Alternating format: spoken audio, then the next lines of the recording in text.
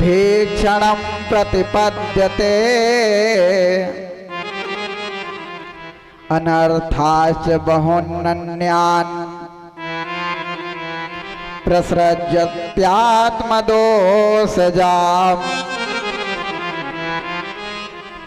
आप ऐसे सरोवर में स्नान करते हैं तो आपको दोष लगता है, पाप लगता है और वरुण देव का अपमान भी होता है। सभी गोपिकाएं कहती हैं कि हाँ कन्हैया, मैं आज से सरोवर में नग्न होकर के स्नान नहीं करूंगी, आप हमारे वस्त्रों को दे दीजिए। कन्हैया कहते हैं अगर वस्त्र लेना है तो बाहर निकल के आओ। लेकिन गोपिकाएं कहती है भगवान, आप वृक्ष पर बैठे हो, मैं कैसे निकल के आऊं।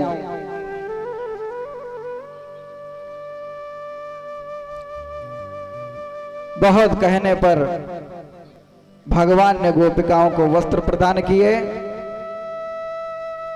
आज सभी गोपिकाएं कहती हैं कि हे भगवान, मैं आपको पति बनाना चाहती हूं।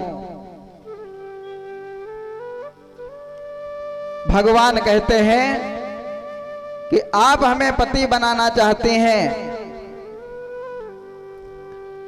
उसके लिए आपको एक कार्य करना पड़ेगा। हाँ हाँ, कौन सा कार्य है? भगवान कहते हैं कि शरद पूर्णिमा वाले दिन तुमको मेरे साथ रास करना होगा। उसके लिए प्रतीक्षा करना पड़ेगी शरद पूर्णिमा की, और शरद पूर्णिमा वाले दिन हम आपसे रास करेंगे। आज सभी गोपिकाएं शरद पूर्णिमा का इंतजार कर रहे हैं।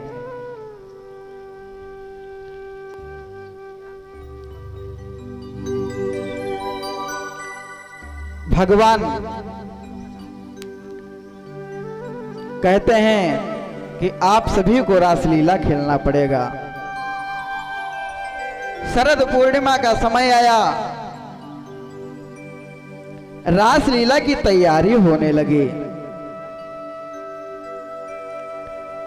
रासलीला की जब तैयारी होने लगी, संपूर्ण तैयारी हो गई रासलीला की, सभी गोपिकाएं कहते हैं भगवान, संपूर्ण रासलीला की तैयारी हो गई है, अब चलें रासलीला खेलें। लेकिन भगवान कहते हैं कि अभी एक व्यक्ति की कमी है रास में। वह व्यक्ति कौन है? भगवान कहते हैं वह देवाधिदेव महादेव हमारे आराध्य भोले बाबा हैं। जब तक कि वो नहीं आते हैं तब तक रास प्रारंभ नहीं होगा, क्योंकि भगवान सदैव भोले बाबा का ही स्मरण करते हैं कि राम नाम अति मीठा है, कोई गा के देख ले। आ जाते हैं राम, कोई बुला के देख ले।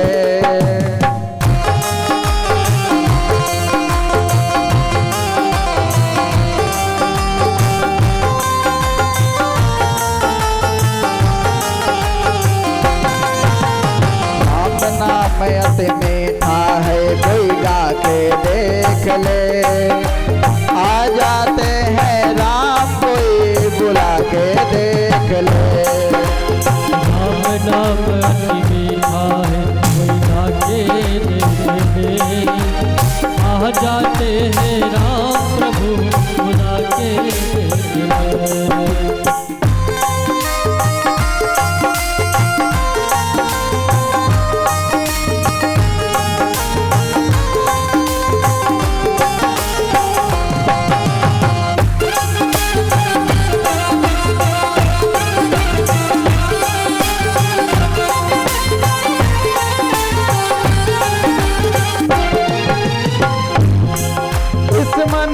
अभिमान भरा भगवान कहाँ से आए, कर दे जो उपकार जरा अभिमान कहाँ से आए, कर दे जो उपकार जरा अभिमान कहाँ से आए, इस मन में अभिमान भरा भगवान कहाँ से आए, कर दे जो उपकार जरा अभिमान कहाँ से आए, कर दे जो उपकार जरा अभिमान कहाँ से आए।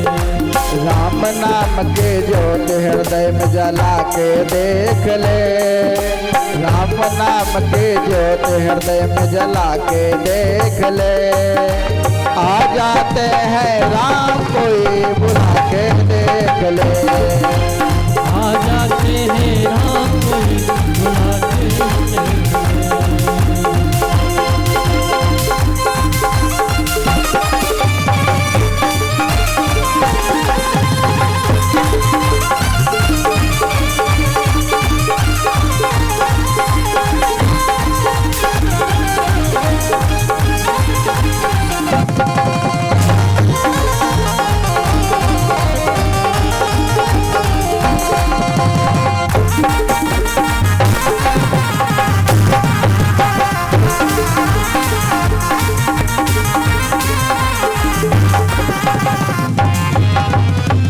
बोलिए सच्चिदानंद भगवान की जय हो। आज भगवान कहते हैं कि रास लीला में भगवान भोलेनाथ जी का आगमन जब तक के नहीं होगा तब तक रास लीला प्रारंभ नहीं होगी। संपूर्ण तैयारी हो गई है और इधर मैया पार्वती जी भी रास लीला में आने के लिए तैयार हो रहे हैं। जब मैया पार्वती रास मंडल में आने के लिए तैयार हो रही हैं, तैयार होकर के निकलने लगी तो भगवान भोलेनाथ पूछने लगे कि हे देवी आप कहां को जा रही हैं।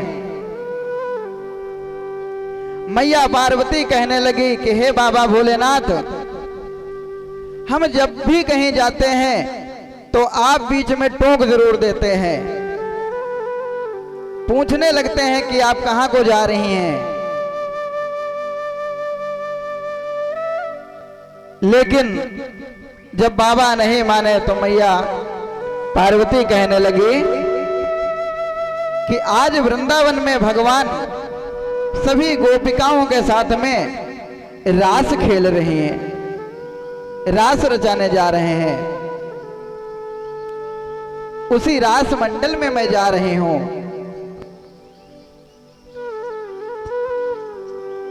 क्योंकि संपूर्ण तैयारी हो गई है रास की, लेकिन भगवान भोले बाबा का इधर कन्हैया ध्यान कर रहे हैं कि अज्ञाः सुखमाराध्याः सुखतरमाराध्यते विषेज्ञयः ज्ञानलवर्धविदग्धं ब्रह्मापि नरं नरंजयते। आज बाबा कह रहे हैं मैया पार्वती से कि हे पार्वती मैं भी रासलीला को देखने के लिए चलूंगा, हमें भी रासलीला देखना है, हमें भी ले चलो। लेकिन आज पार्वती मैया कह रही हैं कि हे बाबा भोलेनाथ वहां पुरुषों को जाना बिल्कुल वर्जित है, आपको मैं कैसे ले चलूं, आप कैसे चलेंगे रासमंडल में, क्योंकि वहां पर कोई पुरुष नहीं है, आपको मैं किस प्रकार से ले चलूं। लेकिन जब बाबा भोलेनाथ नहीं मानते हैं तो मैया पार्वती कहती हैं कि बाबा भोलेनाथ अगर आपको रास मंडल में चलना है, रासलीला देखनी है तो आपको जनाना बनना पड़ेगा, क्योंकि पुरुष रूप में आप वहां रास मंडल में नहीं प्रवेश कर सकते। उसके लिए आपको जनाना बनना पड़ेगा। आज पार्वती मैया भोले बाबा को जनाना बना रहे हैं कि एक दिना भोला भंडारी बनकर सुंदर नारी वृंदावन आ गए हैं, वृंदावन आ गए हैं। एक बार श्री भोले भंडारी बन करके ब्रजराज गोकुल में आ गए हैं, गोकुल में आ गए।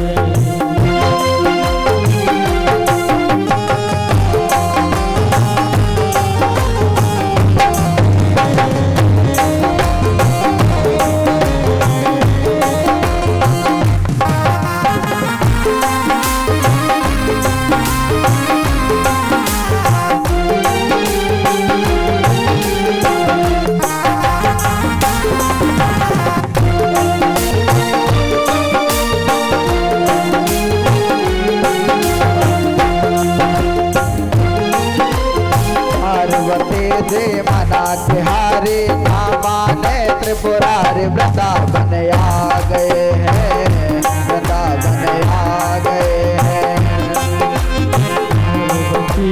मना के हारी ना माने त्रिपुरारी वृंदावन आ गए हैं, वृंदावन आ गए हैं।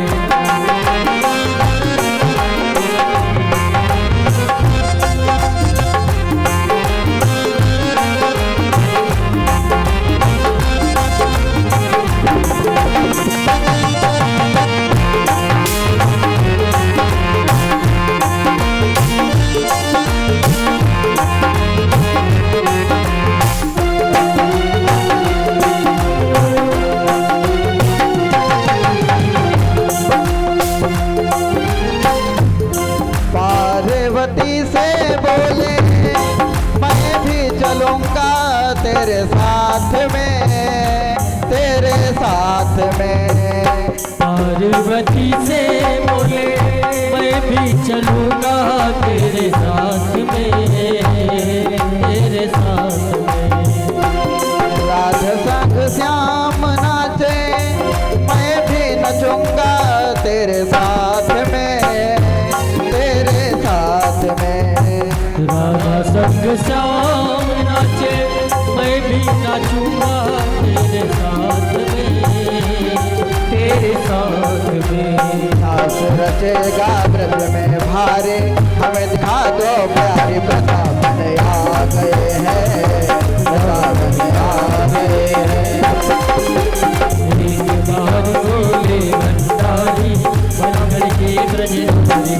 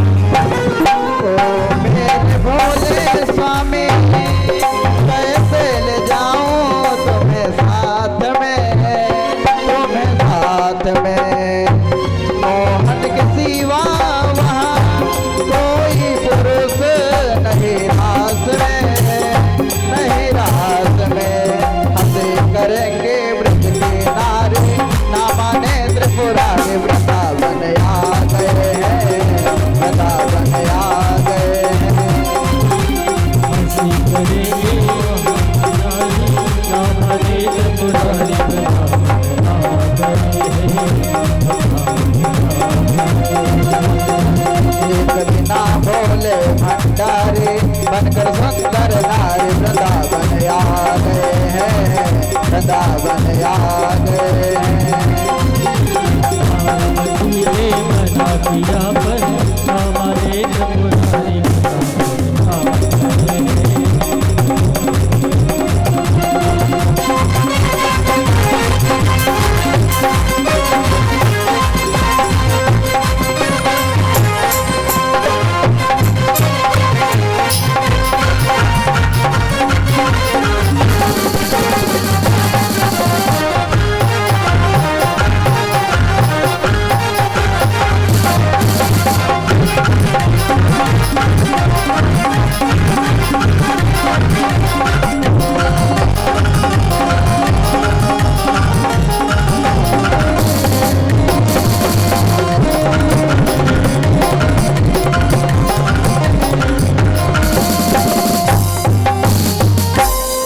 भोले भोलेनाथ की जय हो।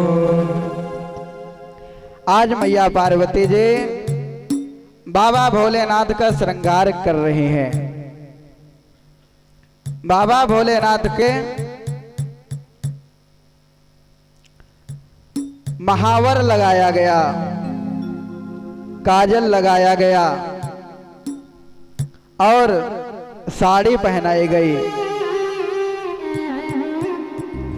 सुंदर सुंदर जूड़ा बना करके आज भोलेनाथ को जनाना बनाया गया।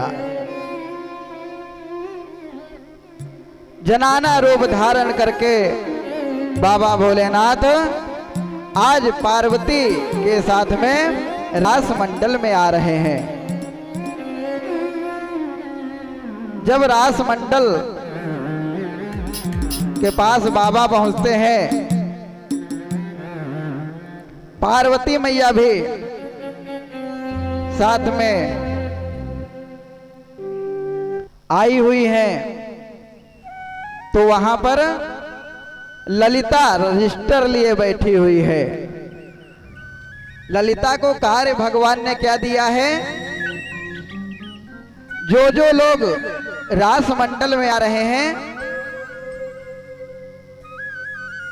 उन सबकी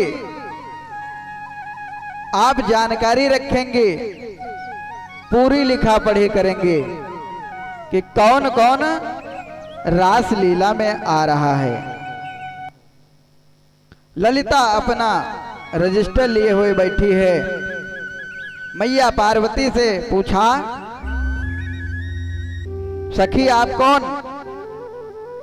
मैया पार्वती ने अपना नाम बताया और पार्वती मैया को रास लीला में प्रवेश कर दिया। अब नंबर आया बाबा भोलेनाथ का। बाबा भोलेनाथ से ललिता ने पूछा कि हे सखी आपका क्या नाम है? अब बाबा भोलेनाथ लंबा लंबा घूंघट लटकाए हुए हैं, सिर्फ सिर हिला रहे हैं, कुछ नहीं बोल रहे बाबा भोलेनाथ। ललिता ने कहा, हे सखी अपना नाम तो बताओ कि क्या नाम है तुम्हारा? लेकिन बाबा सिर्फ मुंह हिला रहे हैं, कुछ बोल नहीं रहे हैं, क्योंकि मैया पार्वती ने कहा था, हे बाबा आपको जनाना बना दिया हमने, गोपी बना दिया, लेकिन वहां पर कुछ बोलना नहीं, क्योंकि अगर बाबा भोलेनाथ बोले तो संपूर्ण पोल खुल जाएगा। इसलिए बाबा सिर हिला रहे हैं अपना, कुछ बोल नहीं रहे। ललिता बार बार पूछती है, लेकिन बाबा अपना सिर ही हिला रहे हैं, कुछ बोल नहीं रहे। इतनी देर हो गई, मैया पार्वती ने देखा कि बाबा अभी तक रास मंडल में नहीं आए।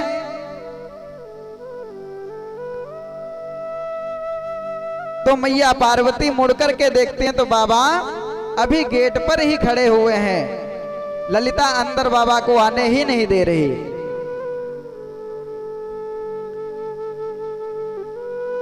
क्योंकि कन्हैया का सख्त आदेश है कि जब तक कि कोई नाम ना बताए उसको रास मंडल में प्रवेश नहीं होने देना है।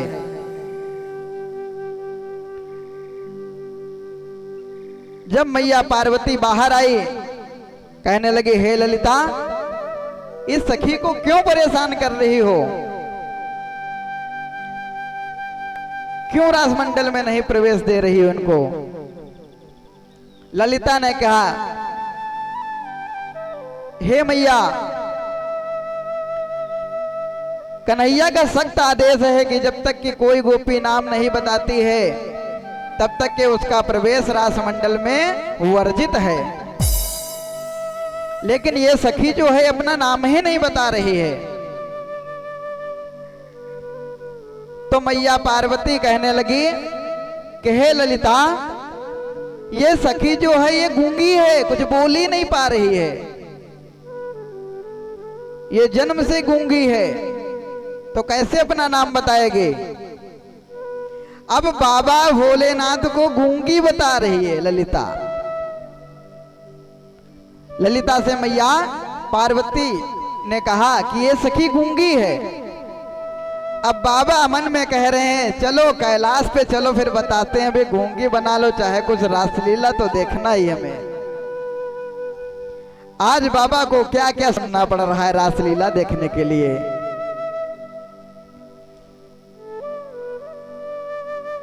आज मैया पार्वती बाबा को रास मंडल में प्रवेश करते हैं। रास मंडल में सभी लोग अपना अपना स्थान ग्रहण किए हुए हैं। आज मैया पार्वती और भोलेनाथ भी अपना अपना स्थान ग्रहण किए। अति परिचयादवज्ञाः भवते विशिष्टे वस्तुने प्रायः लोकः प्रयागवासी कोपस्नानं सदा चरित। अति परिचयावज्ञाः भवति। अब कन्हैया आदेश देते हैं विशाखा को। एक सखी है विशाखा। विशाखा को कन्हैया आदेश देते हैं कि विशाखा, तुम जाओ और पता लगाओ कि इस रास मंडल में कोई पुरुष तो नहीं आ गया, और अगर कोई पुरुष आया है तो कृपा करके हमें बतलाओ कि यह पुरुष आया, कैसे आया। क्योंकि संगत जैसी है वैसा ही वहां का माहौल होना चाहिए कि पात्रे त्यागी गुड़े रागी भोगी परिजनई सह शास्त्रे बोधारण्योधा पुरुषः पंच लक्षणः। कि जो दान लेने के पात्र है सदैव उसको दान देना चाहिए, गरीब को दान देना चाहिए, भागवत कथा हो रही है वहां दान देना चाहिए, या कहीं मंदिर शिवालय इत्यादि का निर्माण हो रहा है वहां दान देना चाहिए। जिसके पास अथाह भरा पड़ा हुआ है अगर उसको दान आप देते हैं तो पूर्ण के बजाय आपको पाप लगता है। गुणे रागी, गुणी पुरुष के साथ संगत करना चाहिए। अगर आप गुणी पुरुष के साथ संगत करते हैं तो उससे आपको कुछ अच्छा ज्ञान प्राप्त होगा। भोगी परिजनई सह, भोगी परिजनई सह का मतलब है जो अपने सगे संबंधियों को लेकर के चलता हो। ये नहीं कि अपने मित्र से भी लड़ाई चल रही है, रिश्तेदारों से भी लड़ाई चल रही है, ऐसे व्यक्ति की भी कभी संगत नहीं करना चाहिए। शास्त्रे बोधा, जो शास्त्र में ज्ञान रखता हो, ऐसे पुरुष के साथ संगत करना चाहिए। रणी योद्धा, जो रण में सूर हो। सूर एक तो होता है जो जन्म से अंधा होता है, दूसरा सूर को बतलाया गया है कि जो वीर होता है। क्योंकि ऐसे पुरुष के साथ संगत नहीं करना चाहिए। आप कहीं साथ में जा रहे हैं, अगर कोई बात हो गई तो आपको वहां छोड़ के संकट में चला जाए। ये सब मूर्खों की निशानी होती हैं अगर आप इसके विपरीत जाते हैं। क्योंकि मूर्खस्य पंच चिन्हानि गर्वो दुर्वचनम तथा हठी शव विषादी चा परोक्तम नयो मन्यते। मूर्ख व्यक्ति की ये सारी निशानी होती हैं कि गर्व करना अपने आप पर, दुर्वचनम दुर्वचन बोलना, हठी बिना मतलब की हट लगा रखना, हठी चाहे विषादी चा किसी की बात ना मानना, सिर्फ अपनी बात मनवाना। ये सब मूर्ख व्यक्तियों की निशानी होती हैं। तो आज ललिता अपना रजिस्टर लेकर के संपूर्ण रासमंडल में भ्रमण कर रही है कि कौन आया है। कोई पुरुष तो नहीं आ गया रासलीला मंडल में। आज सभी का घूंघट उठा उठा करके ललिता विशाखा देख रही है। धीरे धीरे बाबा भोलेनाथ का नंबर आ गया। बाबा भोलेनाथ का नंबर आया तो ललिता घूंघट उठा रही है, लेकिन बाबा अपना घूंघट आगे को खींच रहे हैं। ललिता बार बार घूंघट उठा रही, लेकिन बाबा जोर लगा करके नीचे को घूंघट अपना खींच रहे हैं, कहीं मेरा मुख न खुल जाए। क्योंकि अगर बाबा का मुख खुल गया तो पोल खुल जाएगी। बाबा ने इतना घूंघट खींचा, अपना इतना घूंघट खींचा कि पीछे की जटाएं बाबा की संपूर्ण खुल गई। अब आगे तो घूंघट लगा हुआ, लेकिन पीछे की जटाएं संपूर्ण खुल गईं।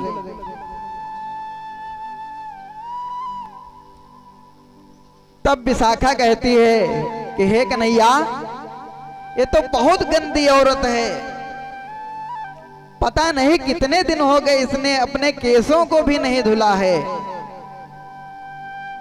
जटाएं एकदम अवरुद्ध हो गई हैं, बहुत गंदे गंदे बाल हैं।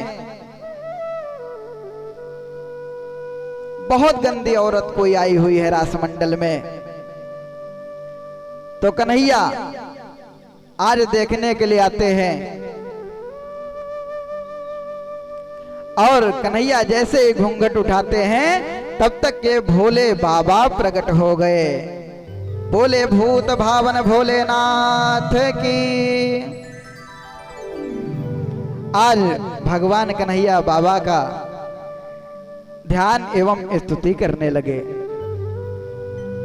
बहुत सुंदर सुंदर मंत्रों के द्वारा बाबा की स्तुति की गई कि नमः संभवाय च मयो भवाय च, नमः शंकराय च मयस्कराय च।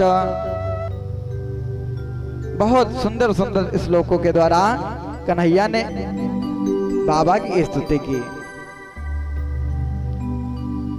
और आदेश दे दिया कि जिसका हमें इंतजार था वो रासमंडल में आ गया है।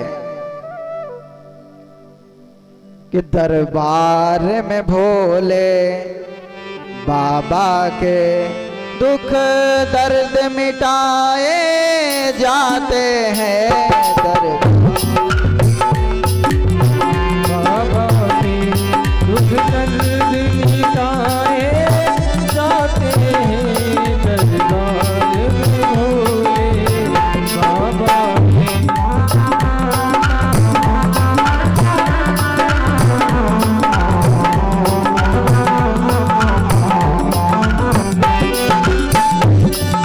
दरबार में भोले बाबा के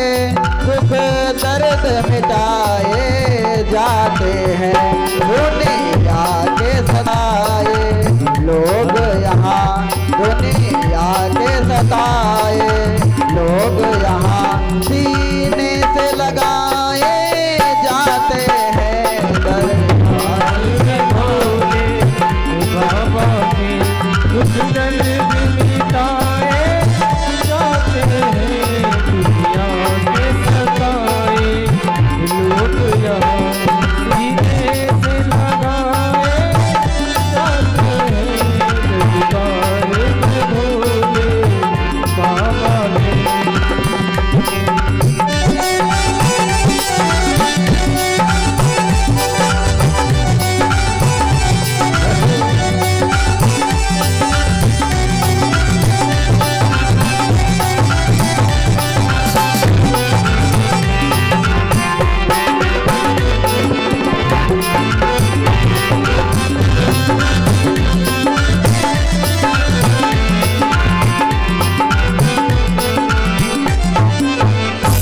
आइए सभी लोग अपने अपने स्थान पर खड़े हो जाएं।